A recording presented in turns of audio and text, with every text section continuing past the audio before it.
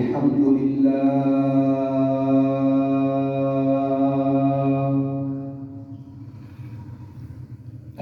لله نحمده ونستعينه ونستغفره ونؤمن به ونتوكل عليه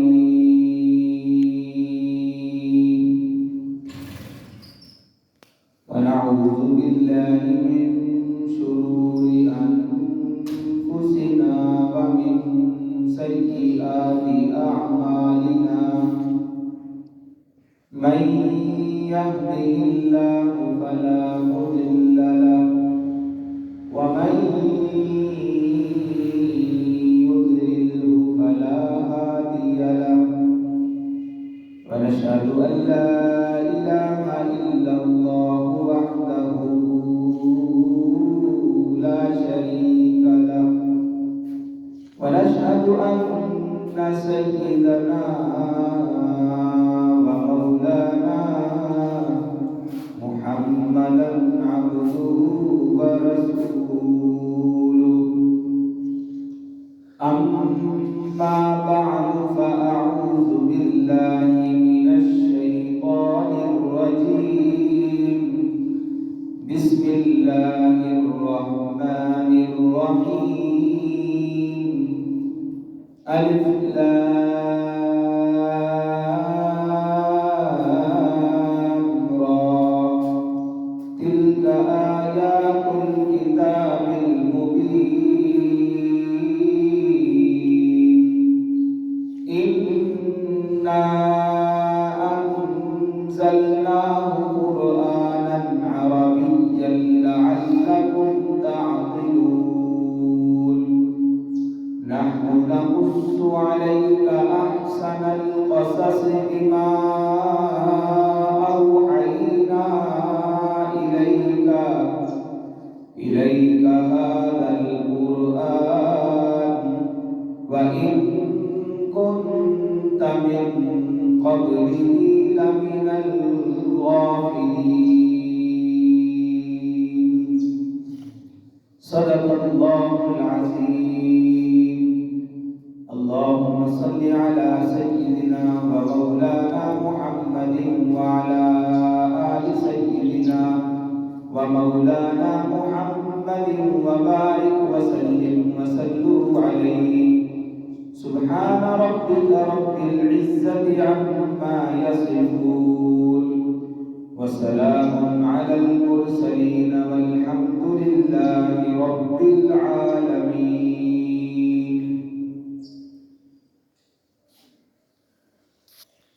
میرے انتہائی واجب الاحترام قابل صدر احترام بھائیوں دوستوں بزرگوں اللہ رب العزت کا قرآن سارے کا سارا سچا ہے جو کچھ اس میں رب العالمین نے بیان فرما دیا وہ کوئی عام دنیا دار کی زبان سے نکلے ہوئے الفاظ نہیں رب العالمین کی مبارک زبان سے تکلم کیے ہوئے الفاظ ہیں جو اس نے سب سے بہترین قاسم جناب جبریل علیہ السلام کے ذریعے سے سب سے بہترین نبی حضرت محمد مصطفیٰ صلی اللہ علیہ وسلم کے قلب اطہر پر نازل فرمایا قرآن مجید فرقان حمید کیوں عظمت والی کتاب ہے اس کی نسبت اللہ کے ساتھ ہے کہ یہ کتاب اللہ ہے اللہ کا کلام ہے اللہ کا کلام ہونے کی وجہ سے ایک جملہ مشہور ہے کہ کلام القلوب کی قلوب الکلام جو بادشاہ کی بات ہوتی ہے بادشاہ کا کلام ہوتا ہے وہ باقی کلاموں کا بادشاہ ہوتا ہے باقی بادشاہوں باقی جو باتیں ہوتی ہیں ان کی وہ بادشاہ ہوتی ہے کوئی بات ایک عام آدمی کرتا ہے وہی بات ایک وزیر اعظم کرتا ہے، بات ایک ہی ہے، لیکن جس نے بات کی ہے اس کی وجہ سے بات کے کرنے میں فرق اس لیے آیا کہ کرنے والا ایک وزیر اعظم ہے، اور اس کی بات کو اس لیے پانی نہیں دیا گیا کہ کرنے والا ایک عام بات کر رہا ہے۔ تو اسی طرح ایک بات میری اور آپ کی ہے، ایک بات اللہ کی ہے۔ تو جو بات اللہ رب العزت کی ہے وہ بات سب سے اعلیٰ ہے، جو بات میری آپ کی ہے اس کی وہ حیثیت، وہ مقام، وہ شان نہیں ہے کہ جس بات کا اللہ نے تکلم فرمایا اس کا جو مقام اور مرتبہ اور شان ہے وہ کسی اور کی نہیں۔ تو یہ جو کلام ہے یہ اللہ کا کلام ہے، اس لیے اس کی نسبت اللہ کی طرف ہوئی۔ پھر لانے والے جناب جبریل علیہ السلام، پھر جس کے سینہ اطہر پر نازل ہوا وہ نبیوں کے سردار، پھر جس امت کے لیے بھیجا گیا وہ امت ساری امتوں کی سردار۔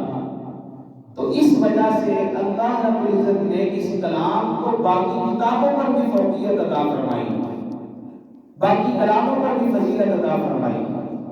تو میں نے شروع بات کہی کہ اس کلام میں جو کچھ اللہ نے فرمایا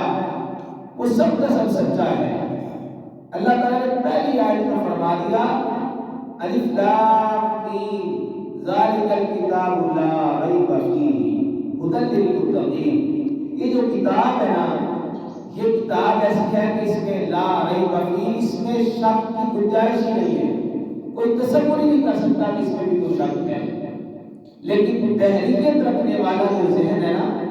دہریت والا ذہن، دہریت والا ذہن اسے کہتے ہیں جو اللہ کو نہیں مانتا، دہریہ اسے کہتے ہیں۔ تو جو ان سے متاثر ہے وہ قرآن کے احکام پر، الفاظ پر شک کرتا ہے، وہ کہتا ہے قرآن میں ایسا کیوں ہے، یہ قرآن میں یوں کیوں کرتی ہے۔ ہم نے خود سنا کہتے ہیں کہ جہاد کی باتیں نا قرآن سے نکلنی چاہیے۔ اب اللہ کا کلام ہے، اللہ رب العزت جانتے ہیں کہ مسلمان کو عزت، شان، مقام، مرتبہ، روح، مرتبہ کس چیز میں ہے، وہ جہاد کرنے میں ہے۔ تو اللہ نے قرآن مجید میں جہاد کی آیات نازل فرمائی، اور دہریت رکھنے والا ذہن کہتا ہے اس میں سے قرآن سے نا یہ آیتیں ختم کرنی چاہیے۔ 1400 سال سے باطل نے کوشش تو کی ہے قرآن مٹ جائے، نہ زبر کا فرق آیا، نہ زیر کا، نہ نقطے کا فرق آیا، قرآن کی حفاظت کا ذمہ اللہ نے لیا ہے۔ تو اس قرآن مجید میں جو کچھ درج ہے وہ سچ ہے۔ تو آج انشاءاللہ العزیز حضرت یوسف علیہ السلام کا قصہ جو قرآن مجید نے درجہ بدرجہ ترتیب کے ساتھ ذکر فرمایا، اس کا تذکرہ ہم شروع کر رہے ہیں۔ یوسف علیہ السلام اللہ رب العزت نے ان کو نبوت سے سرفراز فرمایا، اور وہ بچپن سے ہی پھر ایک امتحان سے گزرے۔ اور یہ قصہ صرف محض قصہ نہیں، یہ قصہ ہماری عقائد کی اصلاح ہے۔ اس قصے کو سننے کے بعد جہاں جہاں اللہ نے حضرت یوسف علیہ السلام کو کے بارے میں بتایا، وہاں وہاں ہمارے اندر کی اصلاح ہو رہی ہے، ہمیں اسباب سبب مل رہا ہے کہ جہاں نبی ہے، نبی ہو کر بھی بے بس ہے، اور نبی کی مشکلیں بھی اللہ حل کرتے ہیں، تو یہاں سے ہمیں سبق ملتا ہے کہ اللہ ہی مشکل کشا، اللہ ہی حاجت روا۔ بہت سارے ایسی باتیں انشاءاللہ العزیز آتی چلی جائیں گی، اور ہم ذہنی ذہن میں اپنی اصلاح کرتے چلے جائیں گے۔ یہ سورہ یوسف ہے، اس کی 111 آیات ہیں، 12 رکوع ہیں، 12 سپارے سے شروع ہوتی ہے، 12 حضرت یوسف علیہ السلام بھائی ہیں، 12 سپارے میں ہیں، 12 اس کے رکوع ہیں، یوسف علیہ السلام بھائی بھی 12 ہیں۔ تو اس سورت کے بارے میں فرمایا گیا کہ اس سورت کو پڑھنے والا جس نیت سے پڑھے گا اللہ اس کی پریشانیاں، اس کی دکھ، اس کی تکلیف دور فرما دیں گے۔ خاص طور پر کوئی بندہ قید میں ہے، یوسف علیہ السلام قید میں رہے، کوئی بندہ قید میں ہے، وہ چاہتا ہے کہ میں اسے کوئی وظیفہ بتا دوں، وہ وہاں بیٹھا بیٹھا پڑھے تو سورہ یوسف کی تلاوت کرے۔ جب وہ سورہ یوسف پڑھے گا اللہ رب العزت اس کے لیے آسانیاں پیدا کریں گے، راستے کھولیں گے۔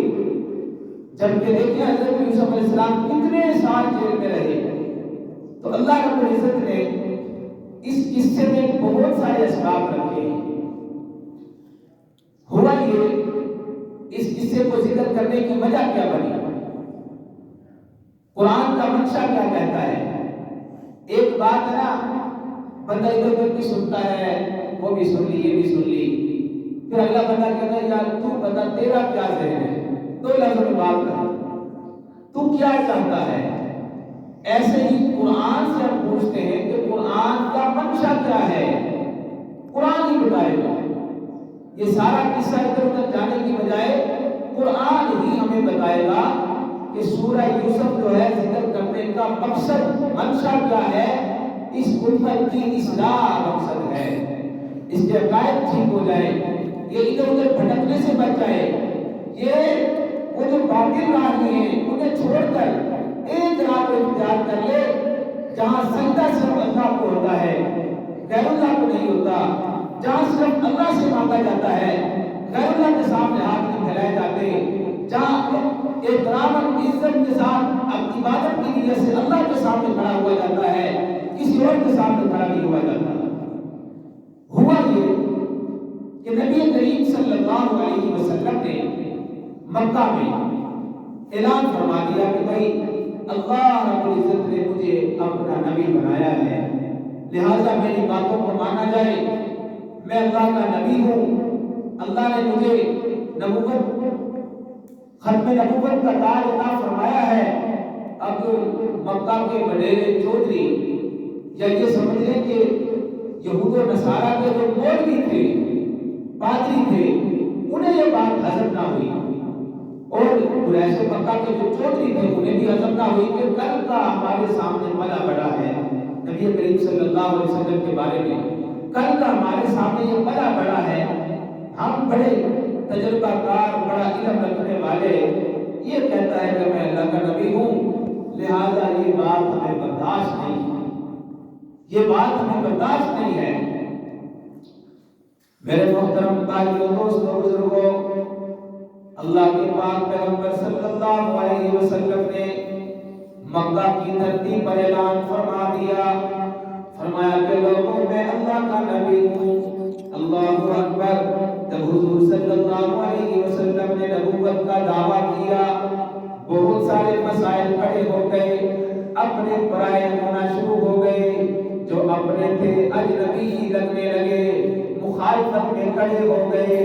راہ میں رکاوٹیں کھڑی کرنا شروع کر دی،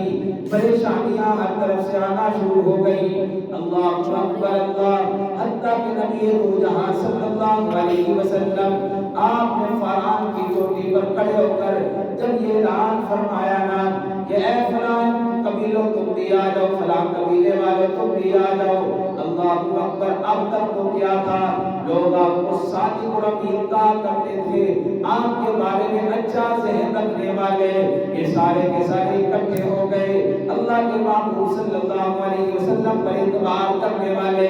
آقا دو جہاں صلی اللہ علیہ وسلم نے اپنی 40 سالہ زندگی ان کے سامنے پیش کر دی۔ لوگوں بتاؤ آج تک مجھے آپ نے کیسا پایا؟ سارے مل کر کہنے لگے آپ تو صادق ہیں، آپ تو امین ہیں، آپ وعدہ نبھانے والے ہیں، آپ لوگوں کے ساتھ اچھائی کرنے والے ہیں، آپ اعلیٰ اخلاق کے مالک ہیں۔ اللہ اکبر۔ نبی دو جہاں صلی اللہ علیہ وسلم نے جب اتنی بات ان کا اعتماد لے لیا، اس کے بعد فرمایا اے لوگوں، اگر میں تمہیں کہوں اس پہاڑ کے پیچھے سے غنیم کا لشکر آ رہا ہے، کیا میری بات پر یقین کرو گے؟ کہنے لگے کریں گے، یقین ضرور کریں گے۔ پھر اللہ کے محبوب صلی اللہ علیہ وسلم نے فرمایا او لوگوں، اگر میں ساری دنیا سے جھوٹ بولتا بالفرض، پھر بھی تم سے جھوٹ نہ بولتا، میرا بچپن تمہارے اندر گزرا، میری ساری زندگی کے ایام آج تک تمہارے اندر گزرے گئے، لہٰذا تم سے کبھی جھوٹ نہ بولتا،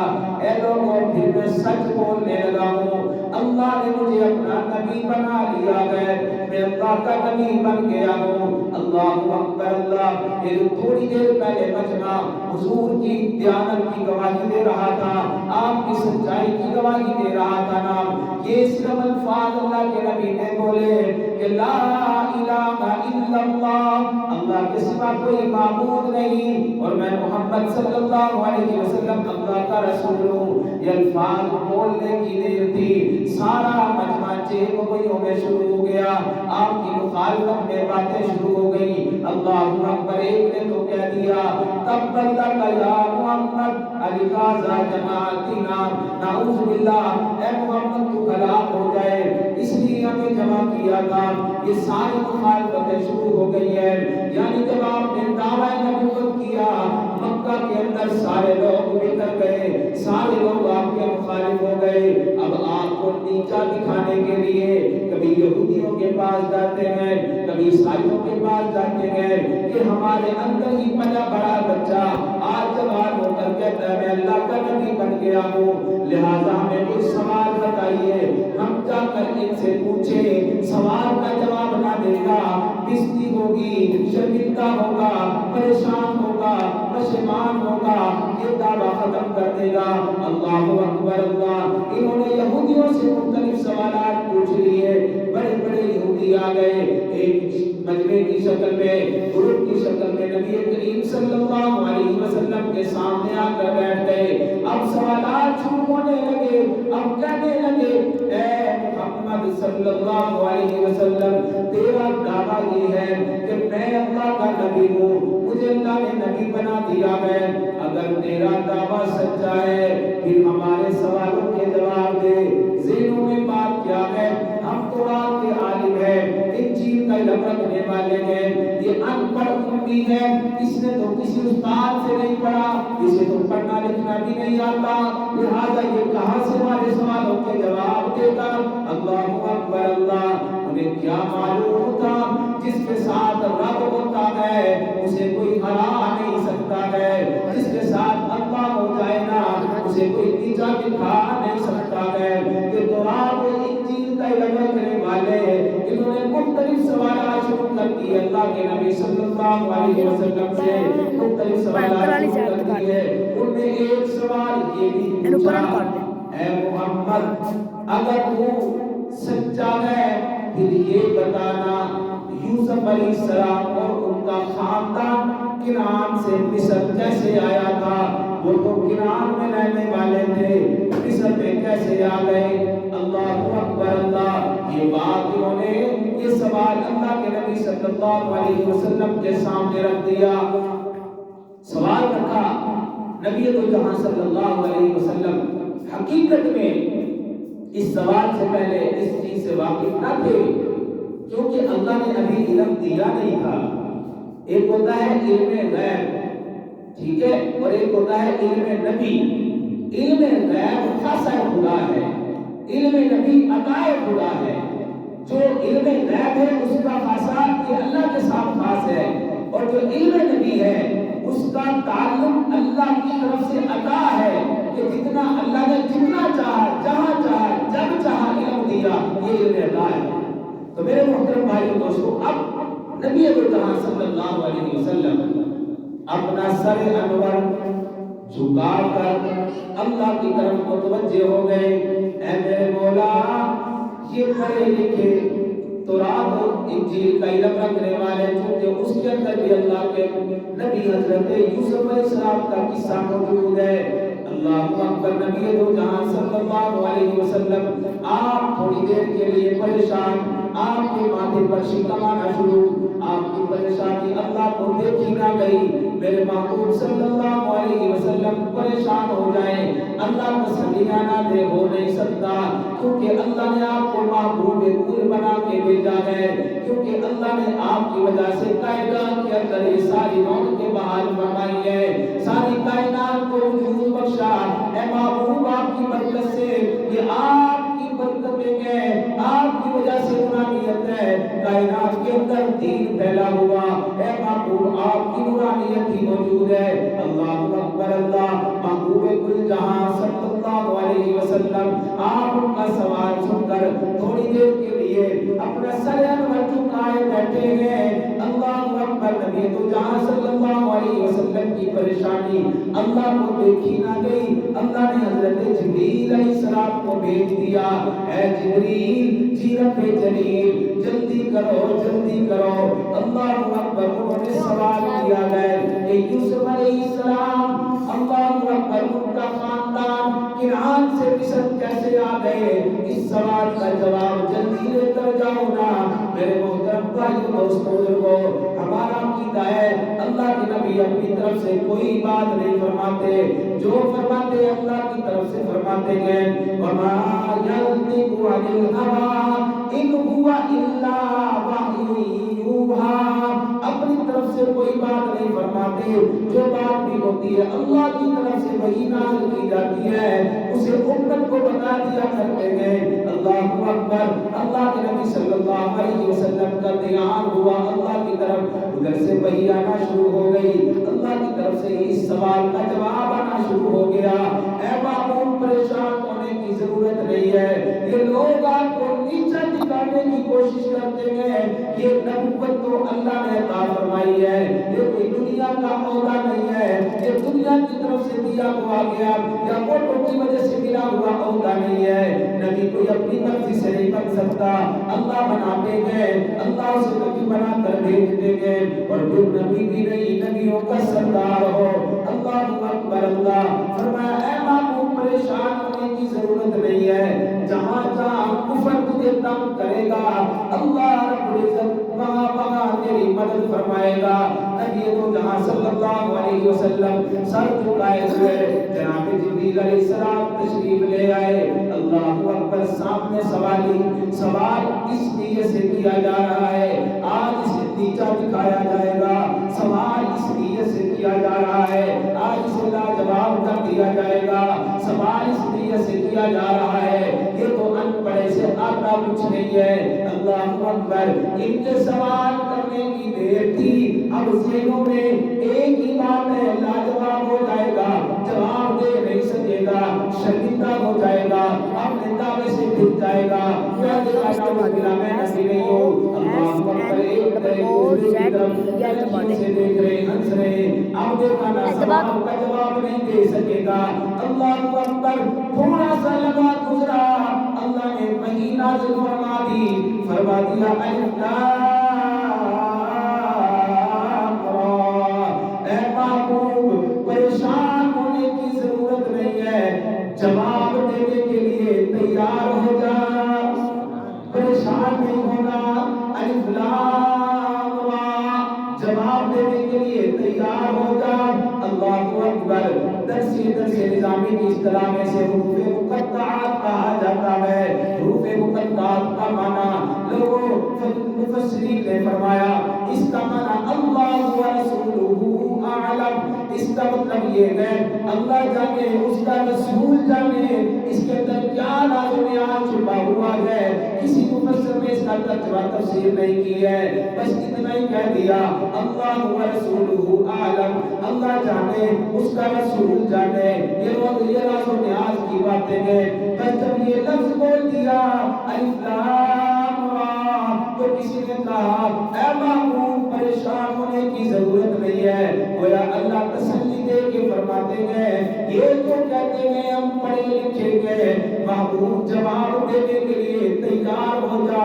جب تو جواب دے گا یہ لاجواب ہو جائیں گے فَقُضِيَ الَّذِي كَفَرَ پھر ان کے پاس تیرے سوال کا جواب کوئی نہ ہوگا پھر تیری باری ہوگی جواب تو دے گا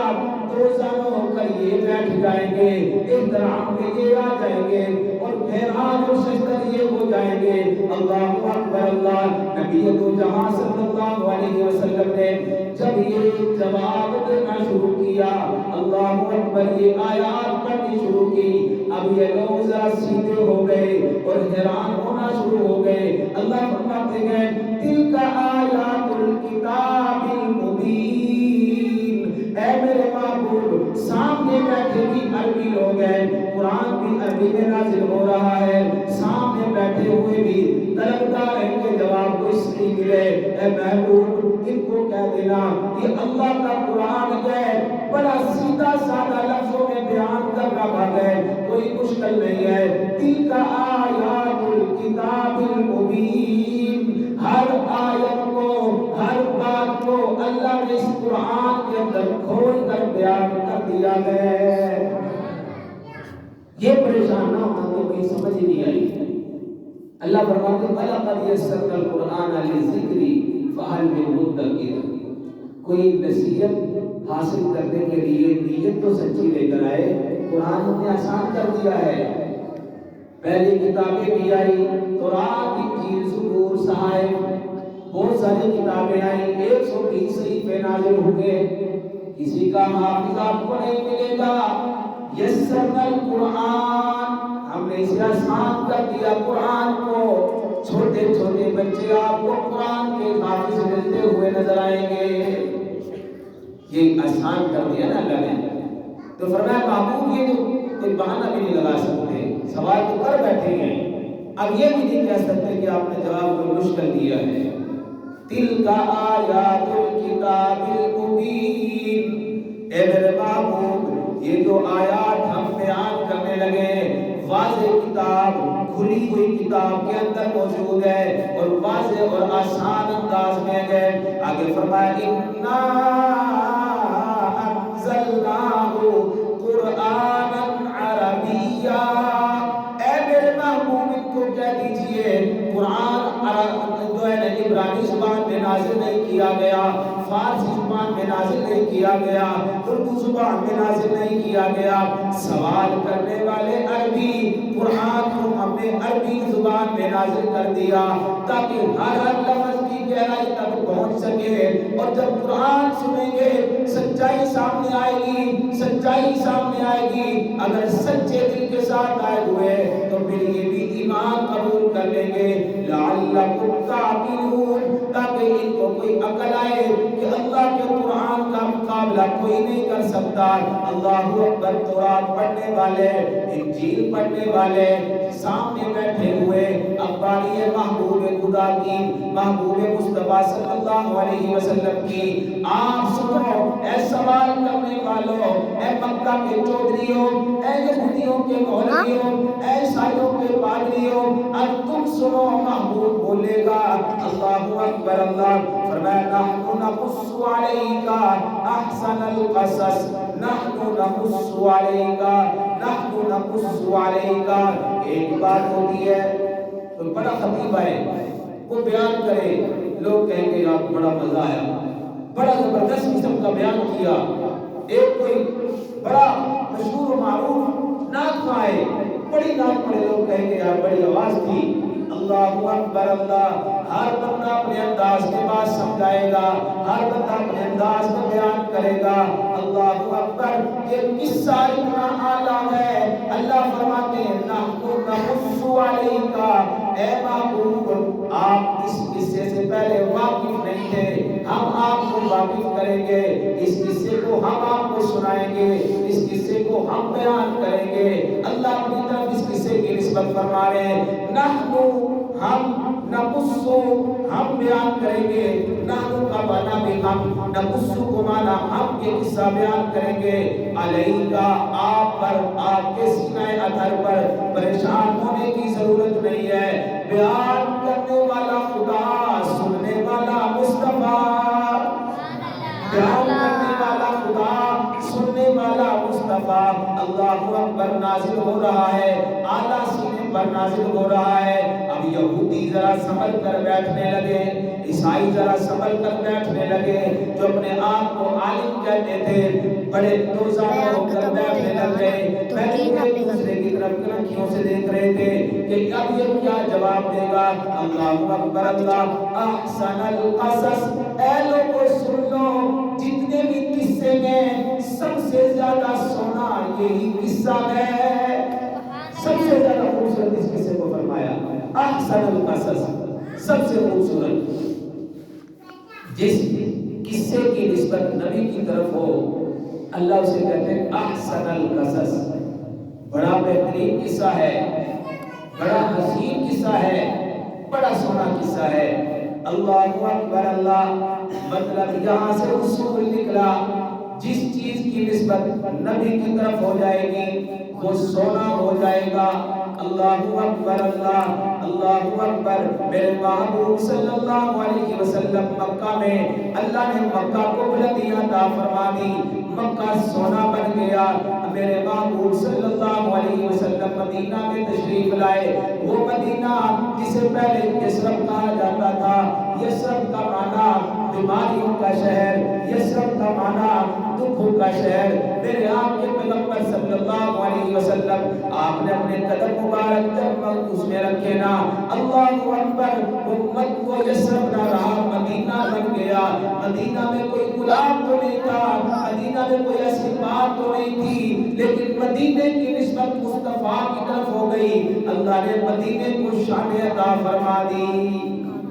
جس چیز کی نسبت نبی کی طرف ہو جائے اللہ اسے عظمت عطا فرماتے ہیں۔ اللہ فرماتے ہیں یہ سونا ہے، ہر بندے کا ایمان مدینہ سونا، ہر بندے کا ایمان مکہ سونا، ہر بندے کی یہ تمنا اللہ مجھے مدینہ دکھا دے، مکہ دکھا دے۔ کیوں؟ وجہ کیا ہے؟ یہ نسبت مصطفیٰ ہے، یہ نسبت مصطفیٰ ہے۔ جس کی طرف اللہ کے نبی صلی اللہ علیہ وسلم کی طرف نسبت ہو جائے وہ چیز اعلیٰ ہو جاتی ہے۔ اللہ اکبر۔ بہت پہاڑ، پہلے بھی بہت پہاڑ تھا، لیکن میرے آپ کے مصطفیٰ صلی اللہ علیہ وسلم نے اس پر قدم ٹکایا، اللہ نے اسے عظمت عطا فرما دی۔ پھر مجھے کہنے دینا اللہ اکبر، جن کو کبھی کوئی نہ جانتا تھا، اللہ اکبر، نبی تو جمع صلی اللہ علیہ وسلم کے صحابہ جب نبی علیہ السلام کے پاس آئے، ایمان قبول کیا، مجلس میں بیٹھے، صحبت اختیار کی ہے، اللہ فرماتے ہیں اللہ اکبر، اولئک الذین امتحن اللہ قلوبهم للتقوی۔ امتحان اللہ فرماتے ہیں میں نے خود ان کے دلوں کا لیا۔ میرے محترم بھائیو دوستو، آج کوئی بچہ حافظ قرآن بنتا ہے، کوئی بڑا عالم آ کر امتحان لے گا، کوئی محترم آ کر امتحان لے گا۔ قربان جائے صحابہ آپ کی عظمت پر، آپ کی عظمت اور شان پر قربان جائیں۔ جب آپ کے امتحان کی باری آئی نا، کیونکہ آپ کے استاد رسول اللہ صلی اللہ علیہ وسلم ہے، آپ نے تربیت ان سے حاصل کی ہے، تو امتحان پھر اللہ نے خود لیا۔ اللہ فرماتے ہیں جب میں نے ان کے دلوں کا امتحان لیا، قلوبہم للتقوی، ان کے دلوں میں تقوی موجود تھا، دین موجود تھا۔ میرے محترم بھائیو دوستو بزرگوں، صحابہ کی نسبت نبی کی طرف اللہ نے صحابہ کو عظمت عطا فرما دی۔ یا نساء